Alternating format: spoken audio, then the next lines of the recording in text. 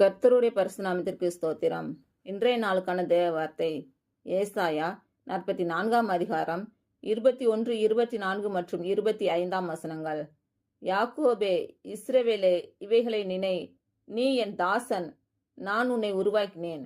நீ என் தாசன், இஸ்ரவேலே, நீ என்னால் மறக்கப்படுவதில்லை. உன் மீட்பரும் தாயின் கற்பத்தில் உன்னை உருவாக்கினவருமான கர்த்தர் சொல்கிறதாவது, நானே எல்லாவற்றையும் செய்கிற கர்த்தர். நான் ஒருவராய் வானங்களை விரித்து நானே பூமியை பரப்பினவர்.